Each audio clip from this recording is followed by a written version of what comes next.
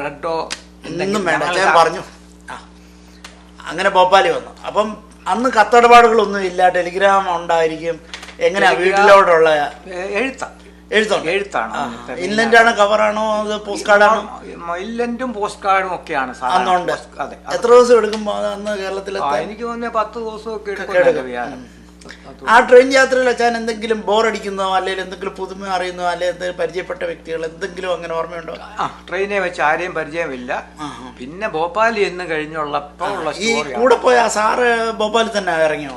ഭോപ്പാലിൽ അദ്ദേഹം ബോംബെയിലായിരുന്നു. ബോംബെയിൽ നിന്ന് ഭോപ്പാൽ ബീന റെയിൽവേയിൽ ഒരു ഡബിളിംഗ് കൺസ്ട്രക്ഷൻ തുടങ്ങി. അദ്ദേഹം കൺസ്ട്രക്ഷൻ്റെ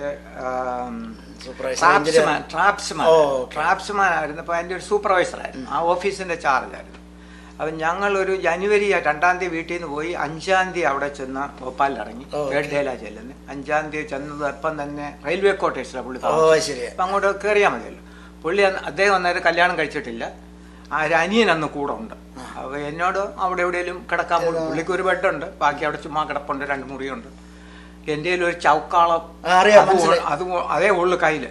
ഡിസംബറിൽ ജനുവരിയിലാണ് അന്ന് ഇറങ്ങുന്നത്. ആ കിടക്കുന്ന തണുപ്പത്താ ഭോപ്പാലിൽ ചെന്ന് ആ തറയെ കിടന്നതും ആ ഓർമ്മ ഒരിക്കലും കാരണം നാട്ടിൽ നിന്ന് എന്നാ കൊണ്ടുവന്നാലും ഭോപ്പാലിൽ അത് പറ്റത്തില്ല.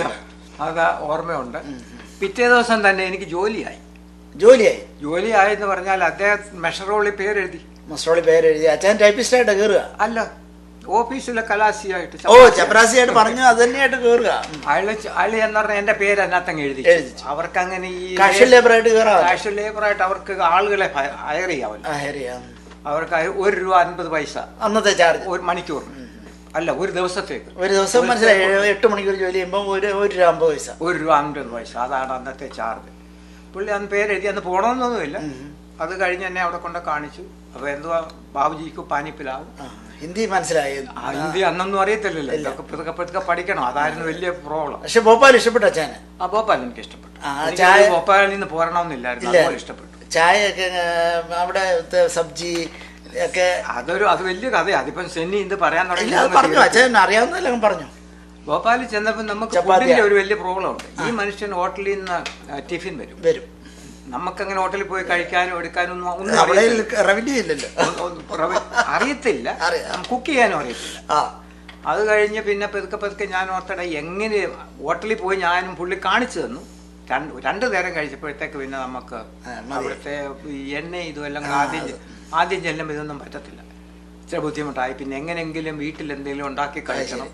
അതിനുള്ള മാർഗങ്ങളൊക്കെ നോക്കി തന്നെത്താൻ ഉണ്ടാക്കാനൊക്കെ അതിനുള്ള അവിടെ ഒന്നും ഇല്ലല്ലോ, സാധനങ്ങളൊന്നും ഇല്ലല്ലോ. അപ്പൊ എവിടെങ്കിലും ഇനി ഇവിടെ നിന്ന് മാറണം. അതായിരുന്നു ഒരു ആഗ്രഹം. ബാച്ചിലേഴ്സ് എന്തെങ്കിലും താമസിക്കുന്നുണ്ട്. അന്ന് മലയാളികളൊക്കെ ഉണ്ടോ ഭോപ്പാലിൽ? അങ്ങ് ഇങ്ങൊക്കെ വന്ന് തുടങ്ങിയിട്ടുണ്ട്. ഇതെല്ലാം 60-കളിന് മുമ്പാ? 59. അന്ന് ഹെവി ഇലക്ട്രിക്കൽസ് ഒന്നും ആയിട്ടില്ല, തുടങ്ങുന്നതേ ഉള്ളൂ. കാരണം ഇന്ത്യക്ക് സ്വാതന്ത്ര്യം കിട്ടിയത് 47. അത് കഴിഞ്ഞ് നെഹ്റു ഒക്കെ ആ പഞ്ചവത്സര പദ്ധതിയിൽ ഉണ്ടാക്കിയതാണല്ലോ BHL. അപ്പൊ ഈ ജോലി കഴിഞ്ഞിട്ട് അച്ഛൻ ടൈപ്പിംഗിലോട്ട് പിന്നെ വന്നോ എപ്പോഴേലും? അതോ ടൈപ്പിംഗ് വന്നു. ഞാൻ പിന്നെ ഓഫീസിൽ ക്ലർക്കായിട്ട് കയറി. എവിടെ? അത് എഡ്യൂക്കേഷൻ ഡിപ്പാർട്ട്മെന്റ്. ശരി. ഡയറക്ടർ ഓഫ് പബ്ലിക് ഇൻസ്ട്രക്ഷൻ എന്ന് പറയുന്ന നമ്മുടെ ഈ ബോർഡ് ഓഫ് സെക്കൻഡറി എഡ്യൂക്കേഷൻ ആണോ? അല്ല, ഇത് രണ്ടും ബോർഡ് ഓഫ് സെക്കൻഡറി എഡ്യൂക്കേഷൻ ഇതെല്ലാം നടത്തുന്നതാണ് എക്സാം. ഇത് സ്കൂള് മിനിസ്ട്രി ഓഫ് എഡ്യൂക്കേഷൻ. മിനിസ്ട്രിയും വരത്തില്ല. അവിടുത്തെ high school, middle school, primary school, ഇത് സ്കൂള് ഗവൺമെന്റ് സ്കൂളുകളുടെ government director of public instruction. നമ്മുടെ സർട്ടിഫിക്കറ്റ് എല്ലാവരാണല്ലോ. അവരുടെ ഓഫീസിൽ ഞാൻ ടൈപ്പിസ്റ്റ് ആയിട്ട്. ഓഫീസ് എവിടെ ആയിരുന്നു ഭോപ്പാലില്? ഭോപ്പാലില് അമീദിയ ഹോസ്പിറ്റലിന്റെ അടുത്തായിരുന്നു. പലയിടത്തോട്ട് മാറി. അറിയാവുന്ന അറിയത്തില്ല. ഞാൻ 14 വർഷം ഭോപ്പാലിലുണ്ടായിരുന്നു. റിയലി? ഞാനും ഈ പറഞ്ഞ പോലെ ഞാൻ വേറൊരു ഫീൽഡിലായിരുന്നു. എനിക്കും കാഷ്വൽ ലേബേഴ്സ് ഉണ്ടായിരുന്നു. അന്ന് 9 രൂപയായിരുന്നു ഞാൻ കൊടുത്തിട്ടുണ്ട്. അത് 1981. അന്നൊക്കെ വ്യത്യാസമാണ്. എനിവേ അച്ഛൻ പറഞ്ഞു. അപ്പം ഇത് ഹമീദി ഹോസ്പിറ്റലിന് അടുത്തായിരുന്നു. നമ്മള് അവിടെ ഒക്കെ എന്തോ ഹിൽസ് ആണ് അത്.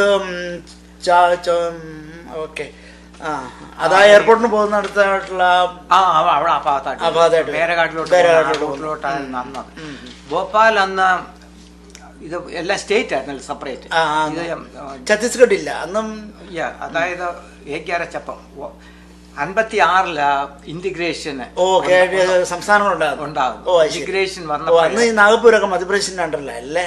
അതെ അതെ. അന്ന് ഭോപ്പാല് ഒരു ഹെഡ് ക്വാർട്ടേഴ്സ് ഒന്നും ഭോപ്പാലില്ല. ഇല്ല.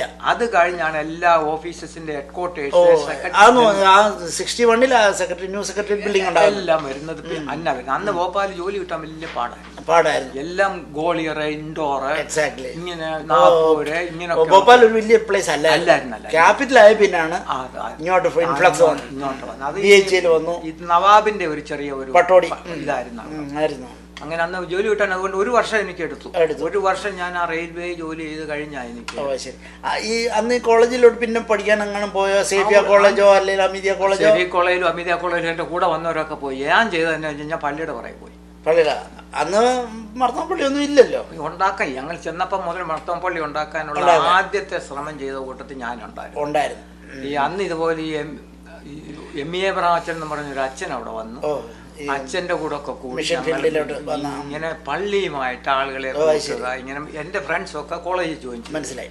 ഞാനിങ്ങനെ ഇതിന്റെ കൂടെ പള്ളിയുടെ കാര്യത്തിലൊക്കെ നടന്നു അങ്ങനെ ആ ഒരു ഇൻട്രസ്റ്റ് എനിക്ക് വന്നു. പഠിക്കാൻ പോയില്ല.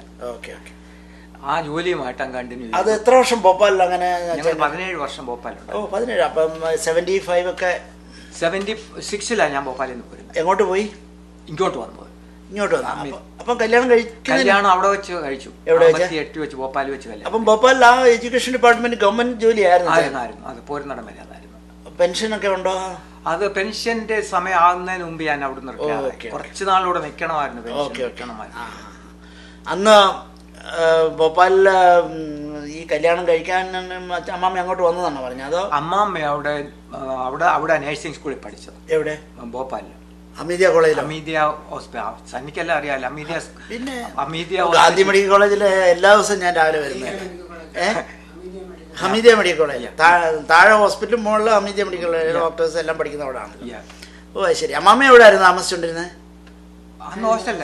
ഹോസ്റ്റലിലാണ്. നാട്ടിൽ നിന്ന് പഠിക്കാൻ വേണ്ടി മാത്രം ഭോപ്പാല് വന്നു. ജോലിക്ക് ഉദ്ദേശിച്ച് വന്നതാണ്. അത് കഴിഞ്ഞ് പിന്നെ നേഴ്സിംഗിന് പോയി. അങ്ങനെ. അപ്പൊ അടുത്ത ഒരു ചരിത്രം അപ്പൊ അമ്മാമ്മയായിട്ടുള്ള ഒരു കണ്ടുമുട്ടലും കാര്യങ്ങളൊക്കെ ആയിട്ട് വരുന്നു. അപ്പൊ അത് നമുക്ക് അമ്മാമ്മയായിട്ട് കൂടെ ഇരുന്നുണ്ട് നമുക്ക് ഇരിക്കാം. ഓക്കെ. ഒരു മിനിറ്റ്. ഇതിപ്പോ ഇത് തീരുവല്ലോ ഇന്ന്. കുഴപ്പമില്ല.